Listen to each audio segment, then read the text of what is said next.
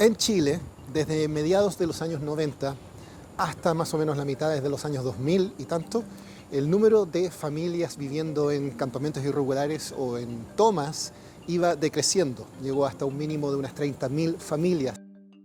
Pero desde entonces distintos factores han contribuido para que este número vuelva a subir. El hacinamiento, la migración masiva, el valor de las tierras también contribuyó.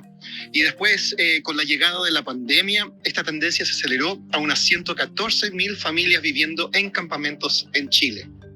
El crecimiento en el número de campamentos se ha vuelto una crisis en el país y el gobierno del presidente Gabriel Boric así lo reconoce, pero también admite que resolver este tema va a tomar muchos años y no va a ser algo que va a lograr dentro de su gobierno. Lamentablemente hoy día el Estado no está preparado, cuando digo el Estado trasciende al gobierno, es el Estado de Chile que no está preparado para poder atender las necesidades de una ciudad que crece tan vertiginosamente. Es decir, el crecimiento poblacional es mucho mayor a la capacidad que tiene el Estado para poder responder a un crecimiento de esta naturaleza. Mientras tanto, esta crisis también ha llevado a que aparezcan mafias en el país que han empezado a crecer a partir del negocio del loteo irregular de tierras y de ventas irregulares de estas tierras a las familias desesperadas.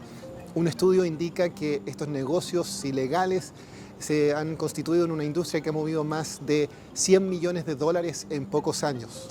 También ha despertado resentimiento contra la migración en el país, aunque en todo el país, de hecho, la mayoría de la gente que vive en los campamentos son chilenos, pero en partes del norte del país, como en las ciudades de Arica, Antofagasta o Alto Hospicio, la mayoría son inmigrantes de Colombia, Venezuela, Perú, Ecuador o Bolivia.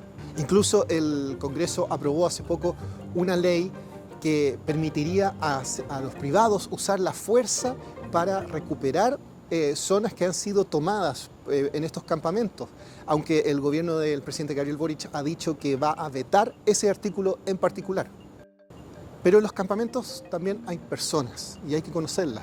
Un caso particular que me llamó mucho la atención fue de la dirigente vecinal Ángela Popó.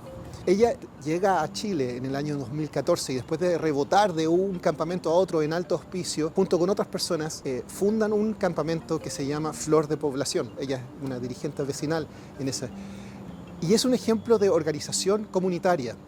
Desde un comienzo diseñaron el campamento con calles más amplias para así permitir, por ejemplo, el paso de los camiones de bomberos, ya que el hacinamiento en los campamentos puede llevar a muchos incendios. También permitieron que entraran los camiones de agua, es en el desierto donde no hay acceso a agua potable. También tienen portones de seguridad eléctricos, cámaras de seguridad, porque en Alto Hospicio las tasas de criminalidad son bastante altas.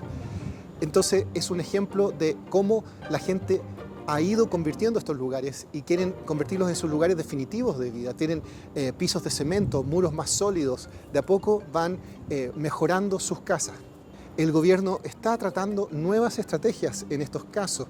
Una de estas estrategias se llama Construyendo Barrios, y en que se trataría de reconocer, identificar aquellos campamentos que han sido construidos en tierras fiscales, donde se darían las condiciones para que las personas simplemente adapten sus hogares y estos pasen a ser casas formales definitivas. En Alto Hospicio esto ha ocurrido antes y sería la posibilidad de quizás volver a hacerlo. Sin embargo, en aquellas tierras donde no son fiscales o no se dan las condiciones por seguridad, por posibles deslizamientos, por emanaciones tóxicas, por ser construidas sobre vertederos, esa gente tendría que ser transferida. Infelizmente, en el caso de Flor de Población, por ser una población relativamente nueva, no califican para esto. El gobierno quiere priorizar a aquellos campamentos más antiguos para así desincentivar nuevas tomas. Mientras tanto, Ángela Popó no se da por vencida. Ella está luchando de distintas formas para legalizar Flor de Población, que agrupa a más de 120 familias, y también mejorar su casa. Me contó que una de las últimas cosas que está planeando hacer es una pequeña fuente de agua en medio del desierto que le permita así recordar a su lluviosa Cali natal.